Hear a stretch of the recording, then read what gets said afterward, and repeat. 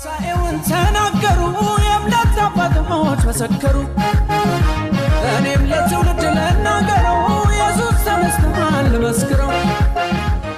ሰላም ለእናንተ ይሁን ክብራትና ክብራን ተመልካቾቻችን፣ እንኳን ለጌታችን ለመድኃኒታችን ለኢየሱስ ክርስቶስ የትንሣኤ መታሰቢያ በዓል በሰላም አደረሳችሁ እያልን ከጂኤምኤም ቴሌቪዥን የተዘጋጀላችሁን ልዩ የበዓል ፕሮግራም ወደ እናንተ ልናደርስ ዝግጅታችን ጨርሰን በዚህ እንገኛለን። አብራችሁን ቆዩ።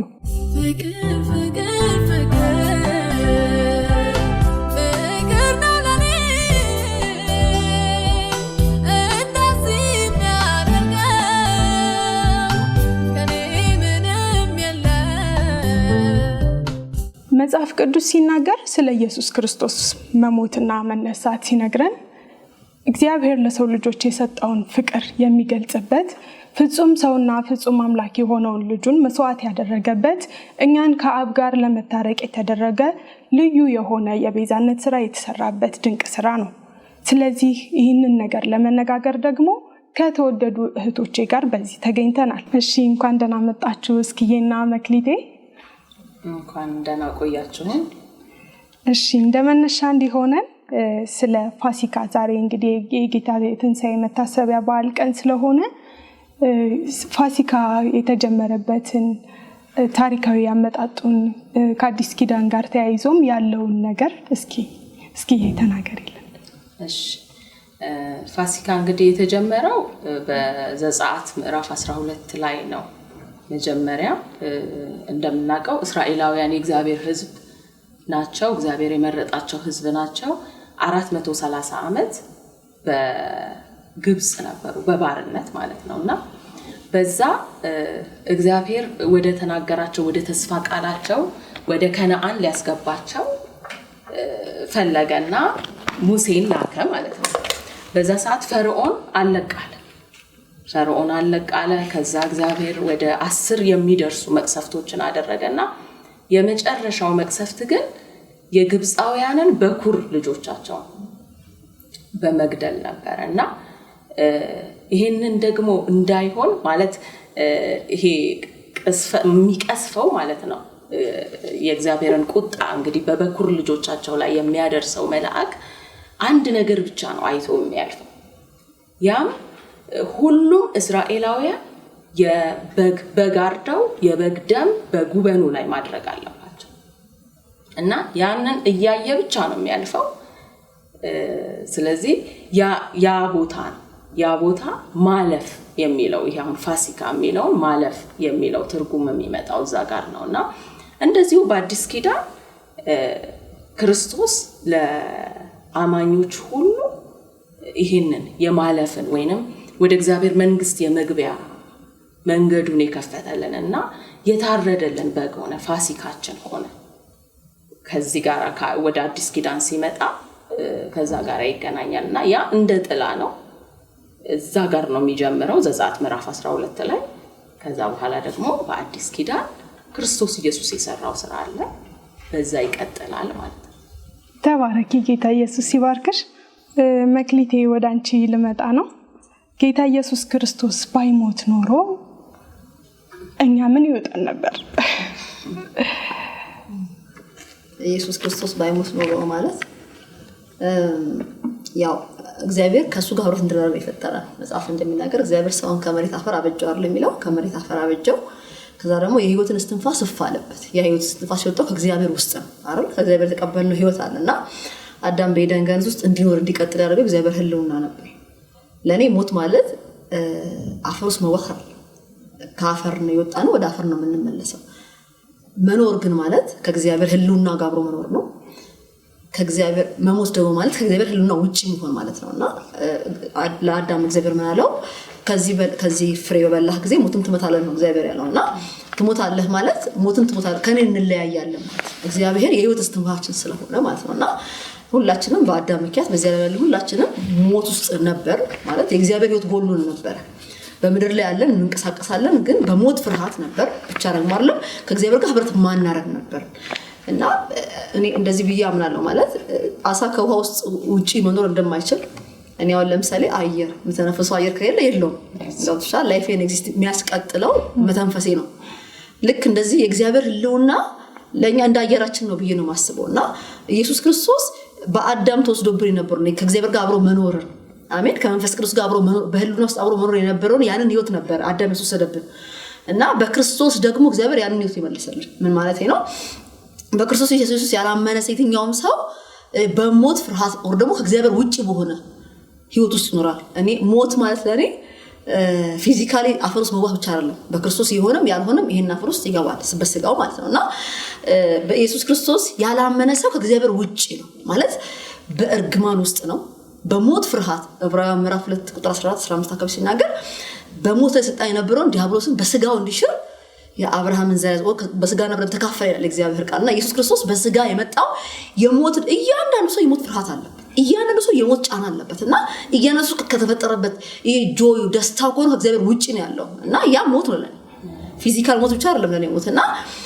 በሞት ፍርሃት ውስጥ መሆን በዲያብሎስ ባርነት ስር መሆን በዘር ማንዘር መርገም ውስጥ መሆን ብቻ አይደለም ደግሞ በእግዚአብሔር ፍርድ ውስጥ መሆን ማለት የእግዚአብሔርን ቁጣ ያበረዳው ኢየሱስ ክርስቶስ መስቀል ላይ ሞቱ ነው አይደል እግዚአብሔር ኃጢአት አይወድም በብሉይ ኪዳንም በአዲስ ኪዳንም እግዚአብሔር ቅዱስ አይደል የተቀደሰ ቅዱስ የሆነ አምላክ ነውና ያን እግዚአብሔርን ቅድስና የምንካፈለው በክርስቶስ እና ሁላችን ደግሞ በአዳም ምክንያት ኃጢአተኞች ነንና ከዚህ ከኃጢአት ባርነት የምንወጣው ኦር የእግዚአብሔር ቁጣ የእግዚአብሔር ፍርድ ከኛው ላይ የሚሄደው በመስቀል ስራ ነው እና በክርስቶስ ኢየሱስ ያላመነ ሰው ኦር ኢየሱስ እንደመጣ ማያምን ሰው ኦር ደግሞ ክርስቶስ ባይመጣ ደግሞ ከእግዚአብሔር ፍርድ አናመልጥ እግዚአብሔር በኃጢአት ላይ ይፈርዳል ጻድቅ ፈራጅ ስለሆነና ኢየሱስ ግን ስለኛ ኃጢአት ሆኖ መስቀል ላይ ውሎ የእግዚአብሔር ቁጣ አልፎልናል ማለት ነው በክርስቶስ ስለማንና በኢየሱስ ባናምን ኖሮ በሞት ፍርሃት በርግማን በዲያብሎስ ስራት ደግሞ ብቻ አይደለም በዘላለም የገሃነም ፍርድ ውስጥ ከዲያብሎስ ጋር አብረን እንኖር ነበር ብዬ አምናለሁ ጌታ ኢየሱስ ይባርክሽ በጣም የሚገርም ነገር ነው ከቅድም ከስኬም ከተናገረችው ጋር አያይዤ ትንሽ ነገር ለመጨመር ነውና ፋሲካ የተዘጋጀበት ወይም የተጀመረበት ምክንያት እስራኤላውያን ከግብጽ ባርነት በሚወጡበት ጊዜ ፈርዖን አለቅ ብሏቸው በጣም በአስቸገረ ጊዜ እግዚአብሔር በተለያዩ መቅሰፍቶች እየላከበት እንዲለቃቸው ይነግረው ነበርና የመጨረሻው መቅሰፍት 10ኛው መቅሰፍት ግን ምንድን ነበር የበኩር ልጆችን የመግደል መቅሰፍት ነበርና ያንን ደግሞ እስራኤላውያንን እንዳይነካ ይሄ የሞት መልአክ እስራኤላውያንን እንዳይነካ ለማሳለፍ በግም ታርዶ በበጉ የበጉን ደም በመቃናቸው ሲያይ ያ የሞት መልአክ ደሙን ሲያይ አልፏቸው ይሄድ ነበርና ያ የሞት መልአክ እንዲያልፋቸው ያን በጉ ታረደላቸው ያንን ደም እያየ ያልፍ ነበር ከዛ ደግሞ ኢየሱስ ክርስቶስ መጣ የኛ እውነተኛው ፋሲካችን በአዲስ ኪዳን መጣ ፋሲካችን ታረደ በጉ ታረደልን ለኛ ኃጢአት ሲል ተሰዋልን ስለዚህ ይሄ አሁን ያልሽው የሞት ፍርሃት እግዚአብሔር ቁጣ ሁሉ ያለፈልን ይሄንን ደም በማየት ነው ክርስቶስን በማየት ነው የፈሰሰልን ደም በማየት ነውና ይሄ ተሰራልን ስራ ታላቅ ነው እግዚአብሔር ይመስገን እድለኞች ነን በጣም ጌታ ኢየሱስ ይባርካችሁ ተባረኩ እንግዲህ ተመልካቾቻችን ልዩ የባል ፕሮግራማችን እንደቀጠለ ነው አሁን ደግሞ ካፍታ ቆይታ በኋላ እንመለሳለን እስከ መስቀል ሞት ተወደደ ይቅር በላቸው ብሎ የማለደ ጌታ እስከ ሞቱ ተወደደ ጌታ እስከ መስቀል ሞት ተወደደ ውድ ተመልካቾቻችን ተመልሰናል አሁንም ውይይታችን እንደቀጠለ ነው እየበላችሁ እየጠጣችሁ ይህን እውነት አሁን የተነጋገርነው እውነት አለና ለዚህ እውነት አንድ ሰው ሊኖረው የሚገባው ተግባራዊ ምላሽ ምን ይመስላል እግዚአብሔር ትልቅ በሰው ልጆች የህይወት ምዕራፍ ውስጥ ትልቅ ምዕራፍ የከፈተበት እና ለሁላችንም እግዚአብሔር ትልቅ ደጅ የከፈተበት ነው እግዚአብሔር የመጨረሻ ፍቅሩን ያሳየበት ነው ይሄንን መረዳት ይጠበቅብናል መጀመሪያ ማለት ነው ምላሽ ከመስጠታችን በፊት ምንድነው እግዚአብሔር ያደረገልን የተሰራልን ነገር ምንድነው የሚለውን መረዳት በጣም አስፈላጊ ነገር ነውና ልክ አሁን ምን እናደርጋለን ብዙ ጊዜ ጀስት በቃ የሆነ የተሰራ ስራና እዛ ጋር ቁጭ ያለ ማለት የክርስቶስ ሞት ኢየሱስ ክርስቶስ ሞተ ኢየሱስ ክርስቶስ ተነሳ ብለን እዛ ጋር እናስቀምጠዋለን ግን የተደረገው ነገር በሙሉ እኛን ነው አሁን እንደ አማኝ ማለት ነው አብረን ነው የተነሳ ነው። ትንሣኤው የኛ ነው። በዛ ውስጥ እኛ አለን፣ አብረን ተነስተናል። እና ይሄንን መረዳት ለዚህ ምላሽ መስጠት ሁሉ ጊዜ እግዚአብሔርን የሚያከብር ህይወት እግዚአብሔርን ማመስገን በተሰጠን ህይወት ከምንም በላይ ማለት ነው። ይሄ የተሰጠን ህይወት በቃ እግዚአብሔርን ማክበር ይሄን ምላሽ መሆን ያለበት ብዬ አስባለሁ። እሺ ከመጽሐፍ ቅዱስ ቃል አንድ ላንብብና አንደኛ ጴጥሮስ መልእክት ምዕራፍ 2 ቁጥር 24 ላይ ለኃጢአት ሞተን ለጽድቅ እንድንኖር እሱ ራሱ በስጋው ኃጢአታችንን በእንጨት ላይ ተሸከመ ይላል። ከዚህ ጋር ተያይዞ አንድ ክርስቲያን ለዚህ እውነት የሚሰጠው ተግባራዊ ምላሽ ምንድነው? መክሊቴ ምን ትያለሽ? እኔ አሁን ከዚህ ከፋሲካ ከሚባለው በዓል ጋር አሁን ደግሞ ከክርስቶስ ኢየሱስ ትንሣኤና ሞት ጋር በተያያዘ ማስባቸው ስለ ክርስትና ማስበው ነገር አለ። ቀደም እህቴ ስትል ነበረ የክርስትና የትንሣኤ በዓል ይሄ በዓመት አንዴ የምናከብረው በዓል አይደለም። በየዓመቱ አንዴ ትዝ ብሎኝ ጉልባን ቀቅዬ ዳቦ ለፍቼ ዶሮ አርጄ ማከብረው ነጭ ልብስ ለብሰን የምናከብረው አይደለም ማለት ኢየሱስ ክርስቶስ ዘላለማዊ ፍጻሜያችንን የቀየረበት በዓል ነው ብዬ አምናለሁ። የክርስትናችን መሰረት ነው አይደል?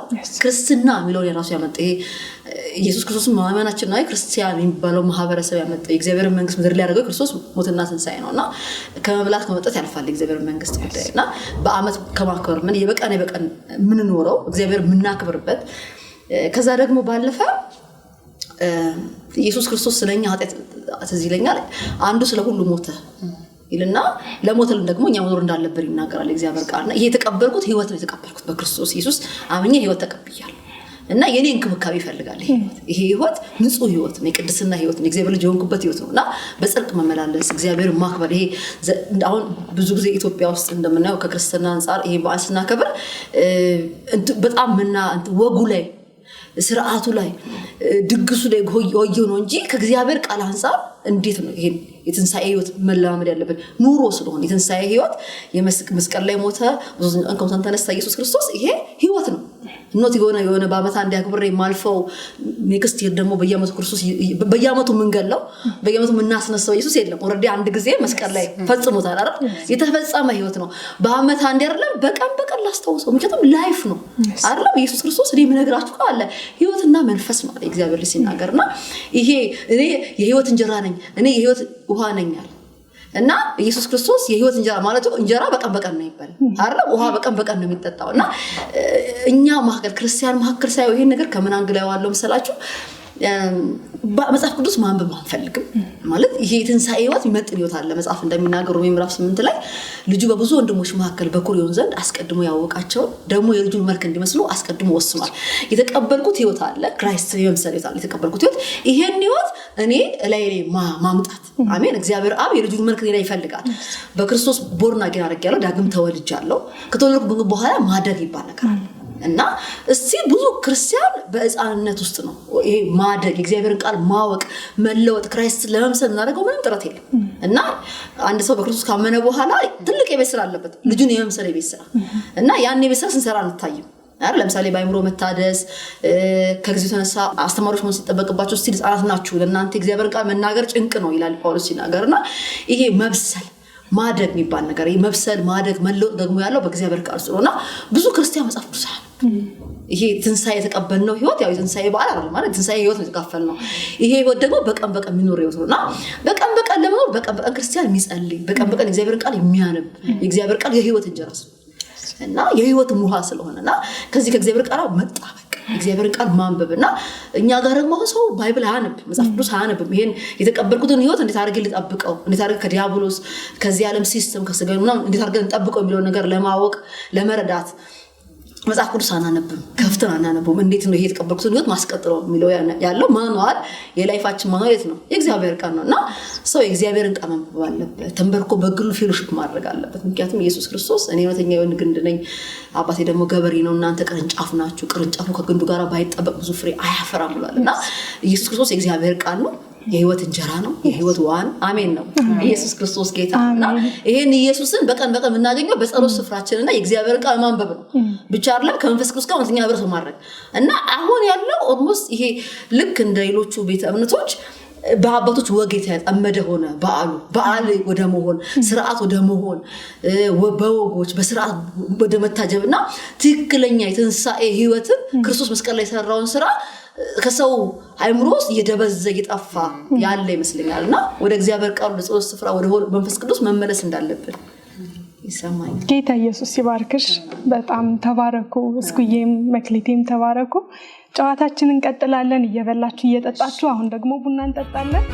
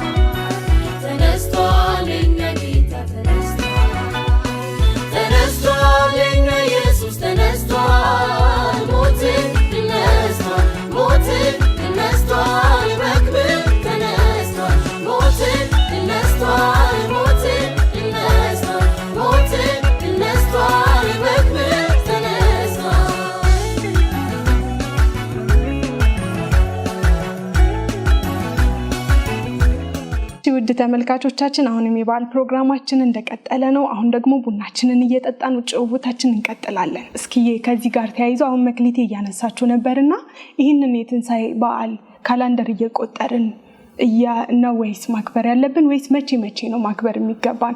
ከዛ ጋር ተያይዞ ደግሞ በዓሉን የደስታ የመብላት የመጠጣት የፈንጠዚያ የስጋ ፍላጎታችንን ማድረጊያ ጊዜ ነው ወይስ እንዴት ነው ማክበር የሚገባን ብለሽ ታስቢያለሽ? የተሰራልን ስራና የተሰጠን ህይወት አለ። አንድ በክርስቶስ ህይወት ተሰጥቶናል። እንደገና ደግሞ ይሄ ህይወት መሰጠት ብቻ ሳይሆን ክርስቶስ ራሱ ህይወታችን እና የተጣበቀ ነው እንደ አማኝ ማለት ነው። እና ይሄ አንድ ጊዜ ብቻ ይሄ በአመት አንድ ጊዜ ቆጥረን የምናደርገው ነገር አይደለም። እውነተኛ የክርስቶስ ተከታዮች ከሆነ ሁሌ ከሱ ጋር የተጣበቀ ሁሉ ጊዜ ለኛ በየዕለቱ ትንሣኤ ነው። በቃ የተሰራልን ስራ በየዕለቱ ድንቅ ነው እና አሁን ቅድም እህቴ መክሊትም እንደተናገረችው እንደ ልማድ ነገር እየሆነ ጀስት የሆነ በዓል ላይ ብቻ ትንሣኤውን እናስባለን። ብዙ ጊዜ በቃ በዛ ሰሞን ስብከቶች ራሱ የሚዘጋጁት አሁን ቸርች ውስጥ የትንሣኤ አካባቢ ላይ ስለ ፋሲካው ምናምን በቃ ዲፕ የሆነ ትምህርት ራሱ የዛ አካባቢ ላይ እንጂ ይሄ እኛ ህይወታችን ነው።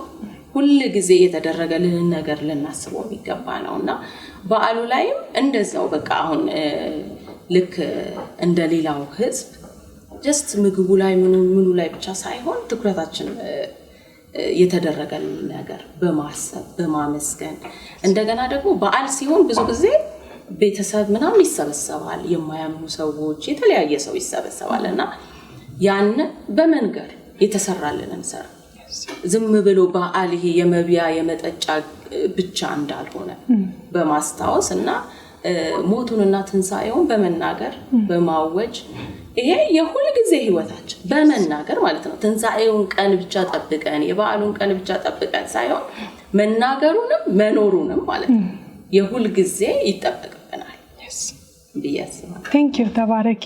እኔ እዚች ላይ ለመጨመር ያህል የትንሣኤው ስራ በአመት አንዴ ቅድም እየተናገርሽ ነበር የሆነ ጊዜ በየአመቱ ኢየሱስን እየገደልን በየአመቱ የምናስነሳው አይደለም። እንደዛ የምናስበው አይደለም። በየቀኑ ልናስበው ልንኖረው የሚገባ ህይወት ነው። የተሰራልን ስራ ለኛ ቤዛነት የተደረገው ህይወት ስለሆነ በየዕለቱ ልናስታውሰው ልንኖረው የሚገባ ህይወት ስለሆነ የትንሣኤውን ነገር መናገር የሚገባን ቀደም እንዳልሽው እስኪ ቸርቾች ላይ እንኳን ስለ ትንሣኤው የሚወራ ይህን ወቅት ተጠብቆ መሆን የለበትም። ሁላችንም በየቤታችንም ይህንን ወቅት እየጠበቅን አይደለም። ትንሣኤውን ማብሰርም መናገርም የሚገባን በየዕለቱ መኖርም መናገር የሚገባናልና እግዚአብሔር የሰራልን ስራ የፍቅሩ ጥግ በየዕለቱ ልናስታውሰው ይገባል፣ ልንኖረው ይገባል። ቅድም እንዳልሽው እስትንፋሳችን ስለሆነ ህይወታችን ስለሆነ ክርስትና ደግሞ ህይወት ነው፣ መኖር ነው፣ ስም መጠሪያ አይደለም፣ የሆነ ሃይማኖት ክልል አይደለም። ህይወት ስለሆነ የምንኖረው ነገር ስለሆነ በየቀኑ ልንኖረው በየቀኑ ልናስታውሰው የሚገባ ነገር ነው። የክርስቶስን መሞት ዓርብ ዕለት አይደለም ማስታወስ ያለብን፣ በየቀኑ ነው ማስታወስ ያለብን። ትንሣኤውንም እሑድ ዕለት ብቻ አይደለም ማሰብ ያለብን፣ በየቀኑ ማብሰር አለብን፣ ለሰዎች መናገር አለብን። እንደተናገረው ኢየሱስ ተመልሶ እስከሚመጣ እኛን እስከሚወስደን ድረስ ሁሌም ልንናገረው ይገባል ብዬ አስባለሁ። ጌታ ኢየሱስ ይባርካችሁ። አሁንም ጭውውታችን ይቀጥላል። ብሉ፣ ጠጡ። ተመልካቾቻችንም እየበላችሁ እየጠጣችሁ አብራችሁን ቆዩ። ሁሌ አስባለው ፍቅሩን፣ ሁሌ አስባለው ፍቅሩን፣ የኢየሱስን እውነተኛውን፣ ሁሌ አስባለው ፍቅሩን። እሺ እስኪዬና መክሊቴ አንድ የሚያስደንቀኝ ታሪክ አለና መቅደላዊት ማርያም እና ሌላኛዋ ማርያም ኢየሱስ ክርስቶስ ከሞተ በኋላ የመቃብሩን ቦታ ሽቶ ለመቀባት በሌሊት ተነስተው ይሄዱ ነበርና ከዛ ግን ድንጋዩን ተንከባሎ አገኙት። የመጀመሪያውን የትንሣኤውን የምስራች ያወቁም የሰሙም ከዛም ደግሞ ሄደው ለደቀ መዛሙርት የተናገሩ እነዚህ ሴቶች ነበሩና ሌሎችም ሴቶች ከክርስቶስ ጋር የክርስቶስን ስራ ለመስራት በጣም ቅርብ ነበሩ። ከዚህ ጋር ተያይዞ ሴቶች ወንጌሉን ለመናገር ያለን ሚና ከዚህ ከእግዚአብሔር ስራ ጋር ከአገልግሎት ጋር ያለን ቁርኝት እንዴት ነው ትላላችሁ? የትንሣኤው ምስክር አሁን እንዳልሽው መጀመሪያ ሴቶች ናቸው። ከዛም ውጪ ደግሞ ጌታ ኢየሱስን ያገለግሉት ነበር በተለያየ አይነት መንገድ። ከትንሣኤው በፊት ደግሞ አሁን የሰማርያዊቷን ሴት ብንመለከት ትልቅ ወንጌል የሰራች ሴት ናት። ከተማ ገልብጣ ያመጣች ማለት ነውና ብዙ የሴቶች ተሳትፎ ነበር በአዲስ ኪዳን ውስጥ። አሁን ባነሳሽው ታሪክ ላይ በጣም አጉልቶ የሚያሳያት መግደላዊት ማርያምን ነው። ዮሐንስ ወንጌል ምዕራፍ 20 ላይ እንደውም እሷን ብቻ ነው እንትን ይለዋል አጉልቶ ማለት ነው። እሷ ታደርግ የነበረው ነገር ስለነበርና ምንድነው ሴትነት አለ ግን በቃ ሴትነት ሳይዛቸው የሚገርምሽ ከተቀበረ በኋላ ብቻ አይደለም ኢቭን ወደ ቀብር ሲወስዱት ራሱ በርቀት ይከታተሉ ሴቶቹ ይከተሉ ነበር ይላል ሉቃስ ላይ። ተከትለው የመቃብሩን ቦታ አዩ እና የሐዋርያቱ እዛ ጋር እንደውም ምንም ሚና አይነገርም። ከዛ በጨለማ ይለው ዮሐንስ ወንጌል ምዕራፍ 20 ላይ ቁጥር 1 ላይ በጨለማ መግደላዊት ማርያም ወደ መቃብሩ ስፍራ ሄደች። ከዛ ስትሄድ የለም በዛና በቃ ደንግጣ ትንሣኤ አይደለም ጠብቃ ሄደችው። የሚገርምሽ ትንሣኤውን ገና አልተረዱትም። እሷን ብቻ ሳትሆን ደቀ መዛሙርቱ ትንሣኤ ይሆናል የሚል ነገር አልነበራቸውም። ማለት ነግሯቸዋል ግን በቃ አልተረዱትም። ከዛ ወዴት ወሰዱት? የጌታዬን ሬሳ ብላ ሄዳ ለደቀ መዛሙርቱ ለደቀ መዛሙርቱ ለጴጥሮስና ለራሱ ለዮሐንስ ማለት ነው ተከትለዋት እንደገና ይመጣሉ። ከዛ ይታጣል እዛ ቦታው ላይ የለም። ተመልሰው ወደ ቤታቸው ሄዱ ይላል። እሷስ እዛው ቆማ ታለቅሳለች። የጌታዬን ሬሳ ጌታዋ ነው። አይገርምሽም? አሁን እዚህ ጋር እኮ እየተሸነፈ ነው የሚመስል አይደል? ሞቷል እኮ ጌታዋ ሞቷል። የተሸነፈ ነው የሚመስል ግን የጌታዬ ሬሳ እና እኔ በቃ የፍቅር መከተል በጣም እዚች ሴት ላይ የማየው የፍቅር መከተል የፍቅር አክብሮት እስከመጨረሻው ሞቷል ጌታው ግን በቃ እስከመጨረሻው ድረስ ይሄደና ምንድነው አሁን በአዲስ ኪዳን ስናየው እንግዲህ የሴቶች እንትን እዚህ ጋር በጣም ከፍ ያለ ነው። በጣም የትንሣኤው ምስክሮች ናቸውና አሁንም ላለ ነው እግዚአብሔር በቃ እንዲረዳን በጣም ተግዳሮት እኮ ነው። ሴትነት ራሱ በእነሱ ዘመን በጣም ከባድ ነው። ሴትነት ተግዳሮት ነው። በጨለማ ነው። ድንጋዩን ማን ያንከባለልላቸዋል? እሱ ራሱ ተግዳሮት ነው። ያሉም ነበር ማን ያንከባለልናል እያሉ ግን አልቀሩ ሄደዋል። ቦታው ድረስ ሄደዋል።